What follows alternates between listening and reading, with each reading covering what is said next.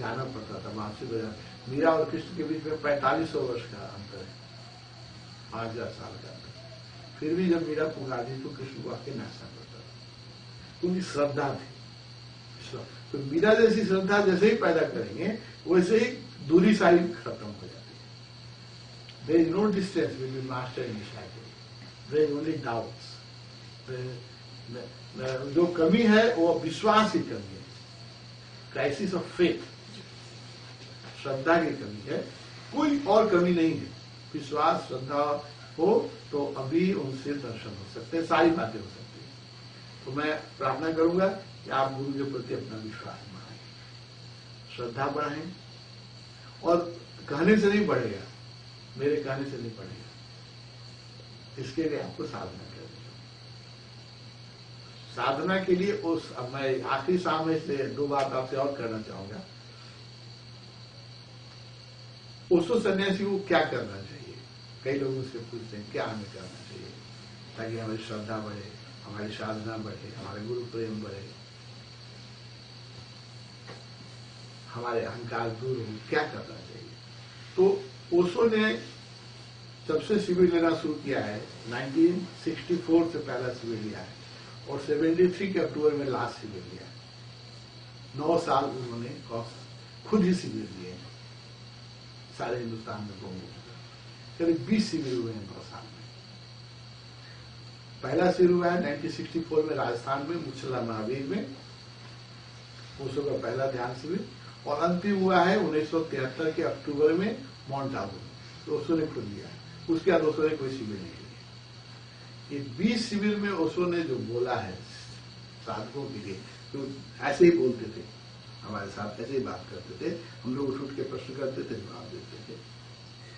वो क्रीम है, ओशो की टीचिंग का क्रीम है, क्योंकि व्यक्तिगत है और हर व्यक्ति के प्रश्न का जवाब दिया है, और खुद स्वयं ध्यान कराते थे, हर व्यक्ति की समस्या खुद देखते थे, और वो यंग थे, शुरू किया था उन्होंने काम, उनके अंदर भी बहुत शक्ति थी, बहुत जोश था, बहुत रजस की ऊर्जा थी, जो बाद में उनकी ऊर्जा सत्व की हो गई। शुरू में बहुत रजस था उनमें, बहुत तेज था। तो वह तेज में जो फेज है वो 9 साल का है, 64 to 73।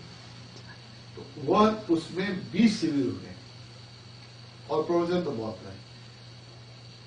सौभाग्य से शिविरों के कैसेट उपलब्ध हैं और उसकी किताब उपलब्ध है, अधिकांश, 1-2 खो गए, अधिकांश के उपलब्ध है, 2-3 के रिकॉर्डिंग हो सके, बाकी के उपलब्ध।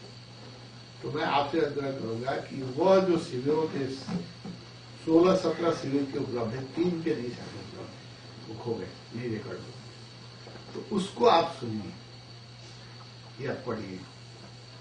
कहाँ से मिलेगा? आप कहाँ से मिलेगा? मैं नाम बता देता हूँ आपको। सारी किताबें, पहली किताब है उनकी साधना पथ, तो पहला शिविर हुआ है, वहाँ उसकी किताब तैयार है, साधना पथ भी पढ़ी, उसके कैसेट भी मिलते हैं, थोड़े बहुत, अच्छी रिकॉर्डिंग नहीं है, थोड़ी बहुत रिकॉर्डिंग सुन सकते हैं, लेकिन किताब तो है।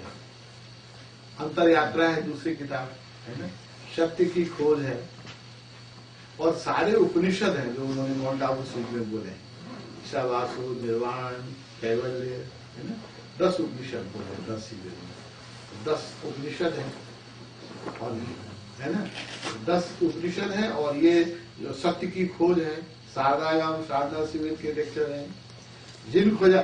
सबसे अच्छी जो किताब पढ़नी चाहिए वो नारगोल साधना शिविर की जिन खोजा तीन पाइयां, वो पढ़नी चाहिए हर सन्यासी के लिए, दैट इज मस्ट बुक, पढ़नी चाहिए। उसको बिना पढ़े तो आप ओशो को पूरा समझ ही नहीं पाएंगे। तो ओशो को जो भी क्या करना है वो इन्होंने ये 16-17 किताबों में सब कह दिया है। 10 तो उपनिषद हो गए, 10 उपनिषद उसी समय बोला है उन्होंने, निर्वाण उपनिषद, ईशावासु उपनिषद, कैवल्य उपनिषद, सावकार उपनिषद, इतनी ऊंचाई पर बोला है। और देखिए हमारा सौभाग्य है क्योंकि वो सब हिंदी में बोला है, विदेशी इसको नहीं पढ़ सकते, समझ नहीं सकते। अभी ट्रांसलेशन हो रहा है, थोड़ी बहुत हुई है ट्रांसलेशन, अच्छी नहीं है, जो ओरिजिनल है वो कहाँ से आएगी। हमारा सौभाग्य है कि हम इंग्लिश भी समझ लेते हैं, हिंदी भी समझ लेते हैं। आप इसके लिए अस्तित्व को मैं रोज धन्यवाद देता हूँ। मैं रूस में जन्मा होता, मैं हिंदी समझता ना इंग्लिश समझता, उसको दूसरों से सुननी पड़ती मुझे, इतना बड़ा दुर्भाग्य। आप ऐसे जगह जन्मे हैं और ऐसी भाषा जानते हैं कि आप इंग्लिश भी उस वक्त सुन लेते हैं, हिंदी भी सुन। अभी बहुत सारे रशियन जो है उस को सुनने के लिए, समझने के लिए हिंदी सीख रहे हैं। कितना साल लगेगा उनको इंग्लिश सीख रहे हैं। आप इसके लिए अस्तित्व क्यों धन्यवाद नहीं देते कि आप उनकी सारी प्रवचन को सुन सकते हैं, समझ सकते। तो सारा हिंदी में उन्होंने बोला है शुरू का। आप हिंदी समझते हैं, आप हम लोग बड़े भाग्यशाली हैं। ये 16-17 किताबें मैं आपको पढ़ने के लिए कहूंगा। इसमें भगवान ने सब कुछ कह दिया, सब कुछ तो उन्होंने पहली ही किताब में कर दिया। जो साधना पथ है उनकी 64 की फर्स्ट बुक, जो फर्स्ट शिविर उन्होंने कराया है, उसमें साधकों के लिए अल्फा टू ओमेगा सब कर दिया, जो साधक को करना है, करना चाहिए। तो मैंने क्या किया कि मैंने ये सारी किताबें 17 किताब में रेफरेंस के रूप में अपने कमरे में, अपने दराज में रखता हूँ, अपने बेडरूम में, बार बार उसको पढ़ने के लिए। और उसकी कैसेट भी भर के हाईकोर्ट में रखता हूँ सुनने, खुद के सुनने के लिए। क्योंकि उस समय की क्वालिटी रिकॉर्डिंग की बहुत अच्छी नहीं है, मास्टर सुनाने पर थोड़ा आवाज फट जाता है, लेकिन खुद तो सुन सकते हैं एयरफोन से। तो मैं अपने हाईकोर्ट में उसको सबको, सारे उपनिषद सब बड़े हुए हैं मेरे, जो उन्होंने शिविरों में बोला है, उसको मैं रोज सुनता हूँ, बार बार सुनता हूँ जब मौका मिलता है। और उसको मैंने सब साधकों के लिए उसकी लिस्ट तैयार की कि उन्होंने क्या कहा है। तो मैंने देखा कि उन्होंने 5 बातें कही हैं पूरे 19-17 किताबों में। जो बात है वो 5 ही बात है, 5 सेंटेंस है। He also has repeated it again and again. हर शिविर में हर बार गाना पड़ता है, बार बार गाना पड़ता है, क्योंकि हम सुनते नहीं, हम बहरे नहीं। तो रोज कहे तो भी हम नहीं सुनेंगे, भूल जाते हैं। तो बार बार उस उन्होंने जो बात कही है, मोटा मोटी 5 बातें, उसको मैंने बनाया है पंचशील, ओशो का Panchsheel, 5 noble principle of Osho. मैंने उसमें थोड़ा अपनी कविता जोड़ दी है उसमें, है ना। तो बात तो है, लेकिन उसको मैंने काव्य रूप दिया है।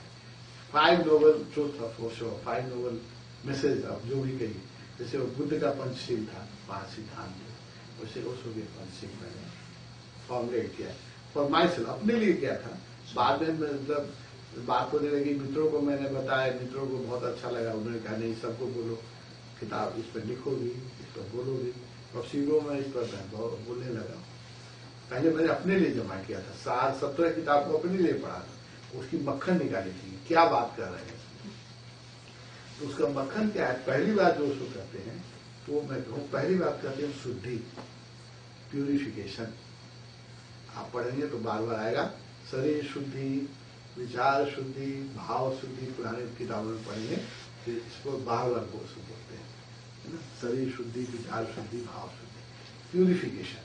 बिना शुद्धि के साधना नहीं हो सकती। जब तक आप खालिश नहीं बनेंगे, खालिश शुद्ध नहीं बनेंगे, तब तक साधना स्थिर नहीं होगी, साधना चलेगी नहीं, चलेगी भी तो जाएगी नहीं। तो शुद्ध बनने का क्या अर्थ है उसको? क्या शुद्ध बनने का अर्थ है? शुद्धि का अर्थ है, पहले हम कहते शुद्धि में अब 3 तल है हमारे। शरीर है, शरीर शुद्ध होना चाहिए। शरीर कैसे शुद्ध होगा? ये शरीर बना अन्न से। जब तक हमारा फूड डिसिप्लिन नहीं होगा, शरीर शुद्ध नहीं होगा। हम मांस खाएंगे, शराब पिएंगे, जो चाहेंगे वही खाएंगे, तो शरीर थोड़ा तकलीफ में रहेगा, प्यूरिफाइड नहीं होगा, ट्रांसपेरेंट नहीं होगा। शरीर को ट्रांसपेरेंट बनाने की बात करते हैं, एकदम पारदर्शी हो शरीर।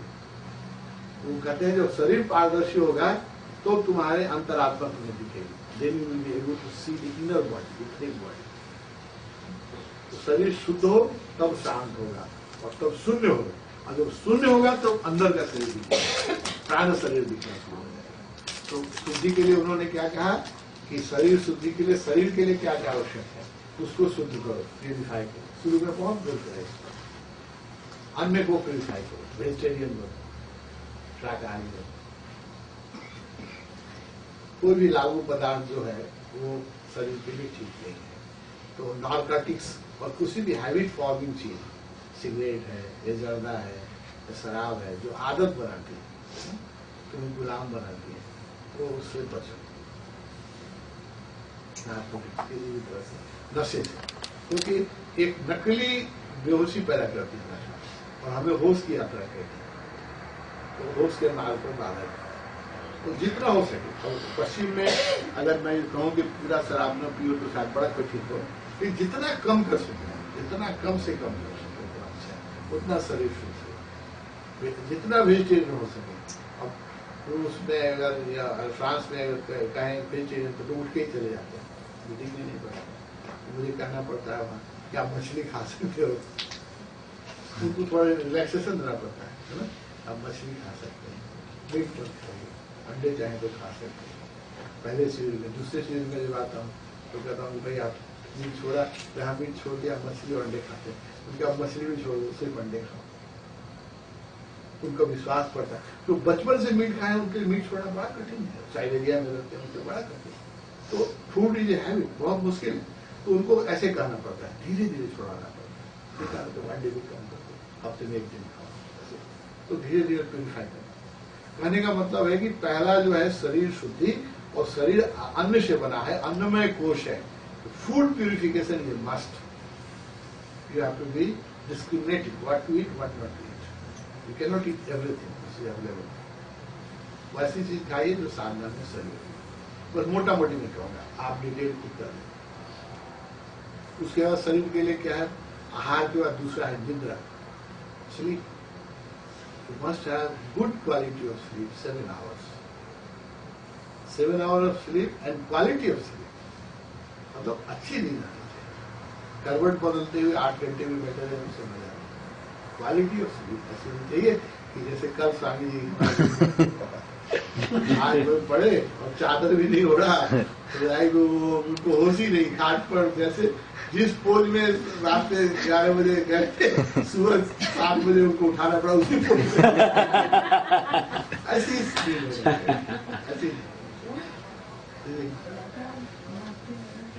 Very good quality of sleep, मतलब नींद गहरी भी हो और ताजा करने वाली हो। तीसरी बात जो उन्होंने कही है कि शरीर के साथ जब तक श्रम न करोगे शरीर स्वस्थ नहीं होगा। सम फिजिकल एक्सरसाइज और वर्क, अगर आप खेत पे काम करते हैं, दौड़ते हैं, आपका काम ही फिजिकल है तो कोई जरूरत नहीं है, लेकिन अगर आप टेबल पर बैठ के कंप्यूटर पर दिन भर काम करते हैं तो must do some physical exercise, तो तब तक शरीर स्वस्थ नहीं रहेगा, श्रम नहीं करोगे। और फिजिकल एक्सरसाइज के लिए हमारे लिए तो इतने एक्टिव मेडिटेशन है, आप ध्यान भी करें, कुंडली करें, तो you don't need any physical exercise, तो उसमें काफी बढ़ जाता है। जब ओशो ने बात की थी तब दैनिक और कुंडली उन्होंने निकाला ही नहीं, पैसिव मेडिटेशन कराते मुझे कहते थे कि थोड़ा एक्सरसाइज करो, श्रम करो। बाद में जो सक्रिय ध्यान हो गया, कुंडली नटराज हो, अब किसी में आपको श्रम करें। तो 4 चीजें शरीर के लिए बहुत आवश्यक है दोस्त, खाना, आहार, इसी में पानी पीना भी आ जाता है सब कुछ। तो जो आप खाते हैं पीते हैं फिर शरीर बनता है, उसको प्योर रखिए जितना हो सके। अच्छी नींद लीजिए, अच्छी नींद लेने के लिए आपको ध्यान करना पड़ेगा, बिना ध्यान के गहरी नींद नहीं आती, ध्यान करना पड़ेगा तो गहरी नींद आएगी। थोड़ा श्रम कीजिए, श्रम करने का मतलब आप कोई एक्टिव मेडिटेशन कर दीजिए, पर्याप्त श्रम हो जाता है। कुंडली कर लीजिए, नटराज कर लीजिए, तो पर्याप्त श्रम हो जाता है। और चौथा जो शरीर के लिए भी आवश्यक है, युवा शरीर के लिए, वह सेक्स, वो भी बहुत आवश्यक है। उसमें उन्होंने कहा कि quality of sex, enhance the quality of sex, enhance the quality of food, enhance the quality of sleep. सबकी क्वालिटी इंप्रूव करनी चाहिए, डिस्क्रिमिनेटिव होनी चाहिए। अब इससे ज्यादा मैं इसमें डिटेल में नहीं जाऊंगा, खुद समझदार है, इसको आप एनालाइज करें। पहली बात है शुद्धि, उसके बाद आती है साधना, जो उनके 17 किताबों में अतिष्ठ आपको बता रहा हूं। शुद्धि, प्यूरिफिकेशन, साधना। उसके बाद साधना, बिना प्यूरिफिकेशन के साधना नहीं हो सकती है। योग, पातंजलि ने भी पहले योग करने के पहले कहा यम नियम से शुद्धि होगी तब तुम योग में प्रवेश करोगे। यम नियम के बिना आसन नहीं सीखा देते, निषेध। तो शुद्धि तब साधना। साधना में तो उनके ध्यान की इतनी सारी पद्धतियां उन्होंने दी है, इसमें से कोई भी पद्धति चुन लें और उसको रेगुलरली करना चाहिए। रोज पद्धति चेंज नहीं करनी चाहिए। एक पद्धति आप लिए, कम से कम 21 दिन उस पर काम कीजिए। अगर सूट नहीं करता है तो 21 दिन के बाद चेंज कीजिए। दूसरी बात। अगर सूट कर जाए तो उसी को करते रहिए। जब शरीर अस्वस्थ हो जाए, सूट न करे तो चेंज कीजिए, लेकिन संग भर बहुत चेंज नहीं करना चाहिए मेथड्स। एक ही मेथड्स पर लंबा काम करें, जो भी ध्यान आप करें वही ध्यान करें लंबे समय। और अगर आप चाहते हैं इसी जन्म में तो हम, और if you are sincere about your spiritual growth, then you should do 2 meditation. जैसे 2 मील हम करते हैं ना, एक सुबह का खाना दिन भर ताजगी रहती है, शाम में फिर भूख लग जाती है, फिर शाम का खाना खाते हैं तो रात में नींद अच्छी आती है। ऐसे ध्यान जो है वो आत्मा का भोजन है। जब आत्मा को आप भोजन देंगे ना, जब तक ध्यान नहीं देंगे तब तक आत्मा का पता नहीं है। जब ध्यान करने लगेंगे तो आत्मा और भोजन मांगती है। जो ध्यान करते हैं उनको और ध्यान मांगती है आत्मा। जो नहीं ध्यान करते उनको इसको भूख का पता नहीं चलता, क्योंकि उनकी आत्मा का जन्म ही नहीं होता। तो जब आप ध्यान करेंगे तो ध्यान और ध्यान मांगता है। तो अगर संभव हो, अगर आपके पास समय हो तो 1 मेडिटेशन उस इवनिंग में भी करना चाहिए। 1 in morning, 1 in evening. Short meditation कर लीजिए, छोटा सा कुछ भी कर लीजिए, ये फुल डोज हो जाता है। साधन बना रहेगा, गुरु के साथ सत्संग। जिसको आप पढ़ते हैं, पाठ करना कहते हैं ना, उसी किताब को आप बार बार पढ़िए, कुछ फर्क नहीं पड़ता। रोज आपको नया मीनिंग आएगा। ये 17 किताबें जो मैं बात कर रहा हूँ, इसको मैं रोज सुनता हूँ, वर्षों से सुन रहा हूँ, फिर भी इसमें रोज नया मीनिंग आता है। उपनिषद उनकी आप जिंदगी भर सुनते रह जाते हैं, कभी समाप्त नहीं होता। अष्टावक्र महागीता उनकी आप जिंदगी भर सुनते रह जाते, समाप्त नहीं, रोज नया अर्थ आएंगे, रोज नया। इसलिए पाठ करना चाहिए every day. And better you specify some books. बहुत सारी किताब पढ़ने की उसकी जरूरत नहीं है। 700 किताब कहां तक पढ़िएगा? ये 17 चुन लीजिए। इस 17 में भी आपको जो अच्छा लगता है, 1-2 किताब चुनिए, उसको बार बार पढ़िए, उससे बहुत रस मिलेगा। गीता है, उनकी उपनिषद है, महागीता है, पातंजलि उपनिषद है, ये ज्ञान है, ये मार्वेलस, अनपैरेलली ब्यूटीफुल। इसमें कुछ भी जो अच्छा लगता है रोज पढ़िए, तो सत्संग बना रहे। और दूसरा सत्संग, इनकी तस्वीर तो आंख एक बार जाएगी तो आपका इनसे एक एनर्जी कांटेक्ट हो जाता है। इसलिए इनकी तस्वीर रखनी चाहिए घर में, जहां भी आपकी आंख जाती हो, जहां आप सोते हो, जहां आप पढ़ते हो, जहां तक संभव हो, जहां आप काम करते हो, अगर वहां संभव हो तो छोटी सी तस्वीर वहां भी रखें अपने टेबल पर। तो इनकी पिक्चर्स भी रेडिएट करती है एनर्जी। बुद्ध पुरुषों की जो तस्वीर होती है, जो मूर्ति होती है, वो मूर्ति नहीं होती है, तस्वीर नहीं होती है। वो रेडियो एक्टिव एलिमेंट जैसे रेडिएट करता है ना। यहाँ पर अगर यूरेनियम रख दिया जाए, तो यूरेनियम से रेडियो एक्टिव रेडिएट होता है चारों दिशाओं में, दिखेगा नहीं यहाँ से। एक उसका एटमिक, आप एटमिक सेंसिटिव इक्विपमेंट है तो पता चलेगा कि रेडिएशन कितना है। तो आध्यात्मिक ऐसा यंत्र तो बना नहीं है कि आप रेडिएशन नाप सके आध्यात्मिक, उसके भी कुछ तरीके हैं। आप अगर बहुत सेंसिटिव है तो आपको आपके चक्रों पर पता चलता है। अगर आप किसी रेडिएशन वाले क्षेत्र में जाएंगे तो सबसे पहले आपको आघात आज्ञा क्षेत्र पर पड़ेगा, यहाँ सेंसेशन होगा, ये हमारा यंत्र है। आपको इससे पता चलता है कहाँ आध्यात्मिक रेडिएशन, अनाहत चक्र पर होता है। बहुत प्रेम हुआ, बहुत भक्ति की बात होगी, अनाहत चक्र पर वो रहेगा, हेवी हो गया, पता चल जाएगा। कभी कोई नाभि क्षेत्र पर होता है, तो ये हमारा इक्विपमेंट है नापने का रेडिएशन। तो उनकी तस्वीर रहनी चाहिए आपके कमरे में, घर में, जहां तक रख सकते हैं। उनकी तस्वीर 24 घंटा ओशो को रेडिएट करती रहती है। एक बार आंख मिलेगा तो आपको कुछ न कुछ ऊर्जा मिल जाएगी, कुछ न कुछ मदद से भी बदल जाएगी। तो ओशो की तस्वीर रखिए चारों तरफ। दूसरा सत्संग हो गया, ये माला है, ये भी एक सत्संग, ये भी उनके साथ जुड़े रहने की उपाय है। शरीर में वो नहीं है, अशरीरी रूप से उनसे जुड़े रहने के लिए भी बढ़ते होगी।